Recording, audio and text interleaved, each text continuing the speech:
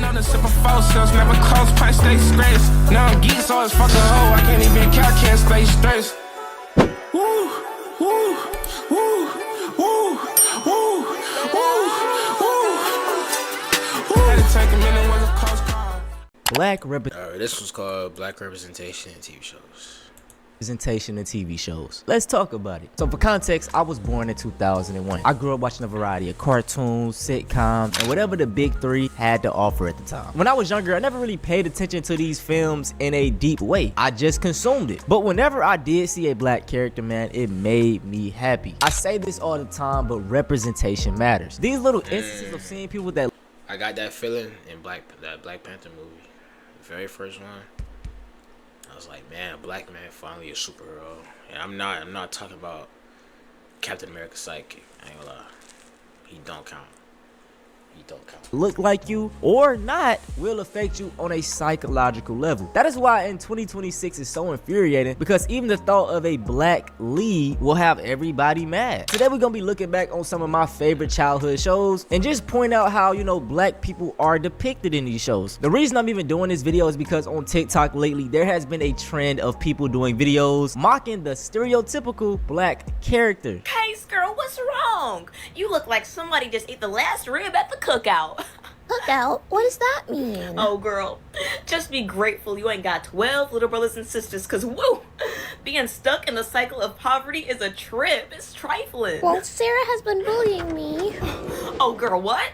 Let me just nip this in the bud right quick, cause ain't nobody gonna be bullying my beautiful, light-skinned main character best friend. Okay, girl. All I think about now is the stupid chemistry test. I mean, I can't eat. You can't eat. Girl, it's worse than I thought. By the way, Case, I think we should study together this weekend. Thanks, Reginiqua. You're the best. Perfect. You can do the work and I'll hang out with your fine brother, Jake. Now, I want to go ahead and make this disclaimer now. If you are one of those people that use the "it's not that deep, bro," go ahead and click off my video. All right, bro, we woke over here, the real woke. No more talking, man. Let's get into it. Sitcoms have the same formula, like the timing of the jokes, the time the problem gets solved. Like, it's common, but as kids we used to just look past that, or we didn't even realize, and that we just enjoyed the show for what it was. But now we kind of nitpick at a lot of things, so it's a lot of things you can't really enjoy no more. That's one thing I realized. I highly recommend the act of rewatching media. Nostalgia plays a huge role in why we love things, and this can skew the validity of whether it was good or not. It makes sense because when you were younger, you were happier. So a lot of times people associate these happy times with whatever they were consuming at this time, TV shows, cartoons, and it's just considered automatically good. Now, it's also great to rewatch media because you can get a different perspective. The way you digest a show at 8 years old versus your adulthood will contrast. When I was younger, I loved the show Everybody Hates Chris, but whenever I saw Julius, like, he irked me. I was that's a W take. I just rewatched Everybody Hates Chris like what, 2-3 months ago, and the way I see it now and the way I seen it back then, two different point of views. Cause now it's like you feel it.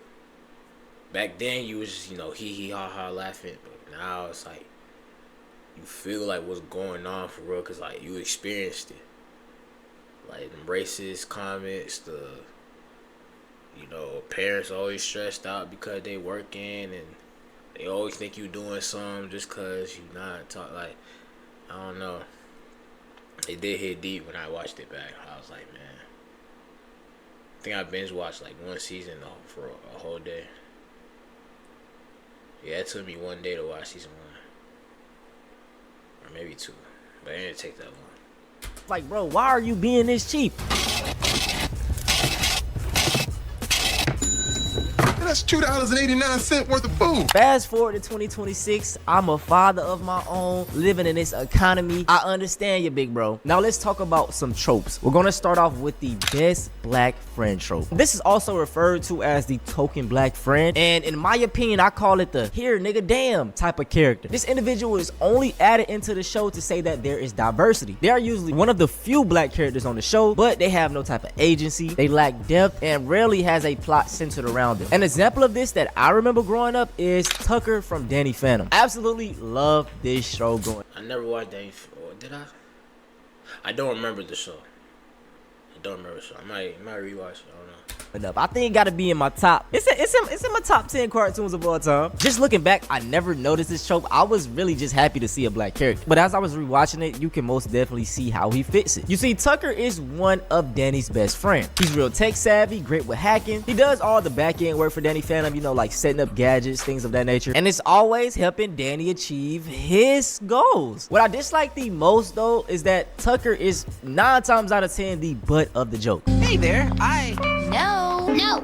I didn't ask you yet. And not to be that guy, but they got this man around here chasing white women the entire show. Now, as far as plots goes, they do give him a few. There's an episode where he gets possessed and turns evil, and then another one when he's like jealous of D.i.f.f.e.r.e.n.'t's powers. They fall flat to me because they don't really lead anywhere. It's like after that show, it's like, okay, just back to normal. As far as his art goes, I think it could have went a little better. By the end of the show, he basically realizes that he's the sidekick. Like, he just stand in his place, and D.i.f.f.e.r.e.n.t, the white man, is his show. Maybe I'm tripping, okay? If you watch the show, let me know how y'all feel about it. Now, this example, you don't even gotta debate it. T-Bo from iCarly, he fits this trope perfectly.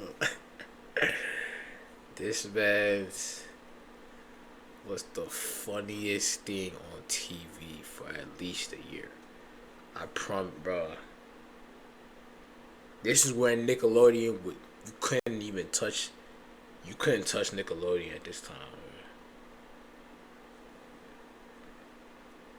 Okay, maybe Disney Channel was somewhere getting there, but like Cartoon Network wasn't there yet. 2011, yeah. Cartoon Network wasn't there yet. But this was fun, bro. But isn't specifically anyone's best friend. He's more of like friends with everybody in the group. The main cast of iCarly has no black people, okay? And T-Bo is just one of the 2 recurring black characters on the entire show. It's him and then Principal Franklin. Despite being in 25 of the 97 episodes, there is no depth to T-Bo at all. All we know about him is that his real name is Terrence. He's the manager or owner of the Groovy Smoothie. Like, we never get a definite answer. And I want to say he's Jamaican. I think they hinted at it but didn't necessarily say it. But just because he's a black man with dreads don't mean he's Jamaican. So I don't, we still don't know that. But in short, we know so little about him because he is strictly used for comedic relief. He's loud, funny, over exaggerated, and he got this gimmick of like putting different foods on a stick. Nigga, how the hell you do that? He's a very loved character, so it's just disappointing that we couldn't get more from him. Maybe learn a little bit about his backstory, how he got into the smoothie business, etc. Right? They did my boy dirty, man, and this is a common theme that you will see in Dan Schneider films. The next trope we have is the sassy black woman. In my opinion, this is the most common trope and we see it all the time.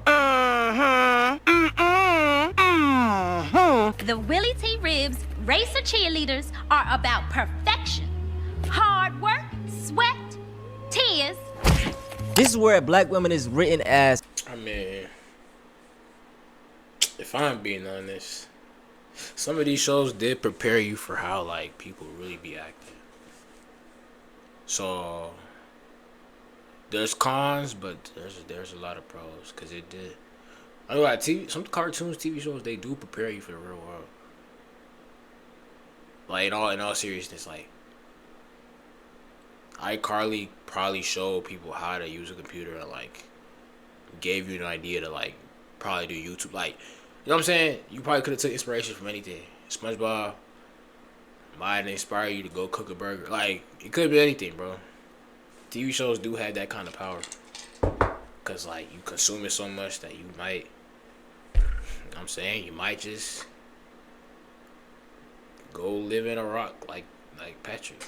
I'm Loud, having a lot of attitude, overprotective of their main white lead, and in the name, sassy. They also love doing that hand on the hip, you know, finger wag, neck roll thing. Y'all know what I'm talking about. A great example of this trope that I remember is Ivy from Good Luck Charlie. You could also debate that she fits the best black friend trope as well. Now in the show, it's starring Teddy, and Teddy has a best friend. I forgot about this show. This show is big. Man, I'm getting old. Damn. She's extremely loyal, always gives great advice, and will do pretty much anything to ensure that Teddy achieves her goals. Once again, she is one of the few black characters on the cast, so you see the common theme here. And let me know if I'm tripping. If y'all ever watched the show, has there ever been a time where Teddy is at Ivy house, you know, around her family? I don't think so. I may be going deep here, but like, did they do that on purpose? In my opinion, it perpetrates like this. Maybe because the show is for Charlie. But come on, man.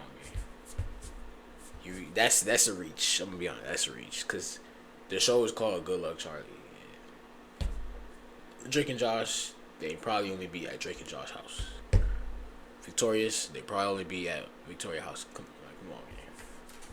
Stereotype that black people, they don't come from stable homes, it's toxic, there's no father in the house, and that's not the case for all of us. Who's to say that a white kid from Nebraska watching this show is basically thinking what I just said of why they not at Ivy house? Like, it would have been cool to have a few scenes where they in Ivy's bedroom. You know, she's always just coming to Teddy's house. Despite all this, man, Ivy was a very loved character. Like, if you go online, TikTok, YouTube, people have multiple compilations of them just being together, and a lot of people say that they are the best friend duo on Disney Channel ever. I just feel like with her being one of the few black characters on the cast, black women at that, they could have drawn her a little better, made her less stereotypical. You know, I'm so tired of seeing the same archetype of woman, bro. Like, can we get like a girly girl, a goth black girl? Like, you know, mix it up, bro. We want something different. Another example I remember very early on is Lashana from Total. Yo,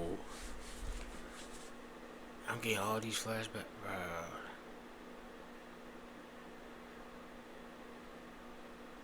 Total Drama Island, man. That's a hood classic too. Man, I was rewatching back this show, and I was like, how did my parents let me watch this? It's so many inside, like, dirty jokes, bro. Even on the surface, it's funny as hell. Now, Lashana is one of the only black characters on the cast, and I ain't gonna lie, man, Lashana always been a baddie to me. But off the rip on the show, man, she comes out with her sassiness. You're jumping. Make me.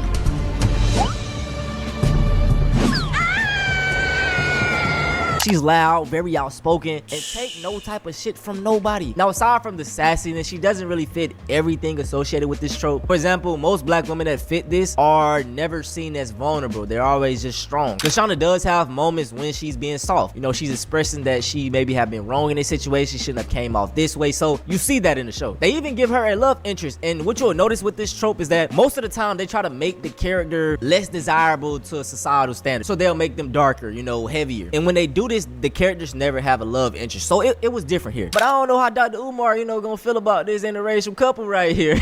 Now, a character that fits all the boxes and isn't up for debate that fits this trope is Andre's grandmother from Victorious. This is another Dan Schneider show, and like I said, you will see the pattern when he writes black characters. She's loud, aggressive, and her role is very similar to Tebow, like, you know, pop in, say something fun. Remember that car seek?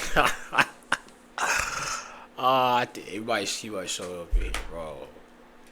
That was too funny. And get up out of here. I know it's just jokes and all, but as one of the only black women on the cast, this is how y'all portray her. And just even bring it back up, Lashana, you could kind of see how stuff balances out with her. But with Andre's grandmother, it's just straight up character. Now, this trope even represents little girls, you know, little black girls in shows. A recent example of this is Erica Sinclair. She's sassy, real snappy with those replies, no type of fear at all, and will stand on business. The thing that balances her out, though, is that, you know, she is a nerd and she is very smart. They let you know that in the show, but I never see that vulnerability with her. She's never like soft. They don't give her enough screen time to even show that. And just to give Stranger Things a little bit of grace, it could even be her just being bratty, you know, because she mainly like standing up to adults telling you, I ain't no little kid, like I can, that's kind of the vibe I get. Let me know how y'all feel about that. And lastly, this trope doesn't just stand for black women, it stands for animals voiced by black women. You better stop poisoning my baby's head. Just what do you think you're doing? You got rid of the only man standing between us and a sesame seed bun so we can celebrate the day you came into the world. Hey man, this show can go in very deep and I highly suggest y'all check out this video right here. This brother broke it down perfectly and it's a solid video, man. Now let's talk about solutions because there are many. For one, hire more black people on your cast. That'll nip all of this in the butt. I don't feel like these writers do this on purpose. I think they just see examples because it shows so much, so they just end up thinking that it's true. I say this all the time, man, but most white folks don't really have interactions with us. The way they perceive us is the way they see us on TV, social media, etc. So they model it after these things. And let's say you do want to have in... but sometimes black people do be bucking.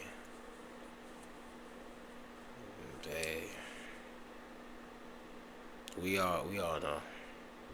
We all know. Sometimes, let me be quiet. Sassy black woman character or a black best friend trope right here. You can balance it out by adding other black characters that don't fit those tropes. You can have a sassy black woman, but also add in a gothy girl. Sprinkle in a girly girl over here. You know what I'm saying? You can mix it up. And if your character is one of the only black people, give them depth as well. Let them be able to stand on their own. Have them have a plot every now and then, you know? That's just all we asking for. But that's it for this video though, man. I hope y'all enjoy. I want to start doing more TV. Great video, man. Great video. Yeah. Sure no. Black people just gonna be black, man. It's bigger than black and white. I'm sorry.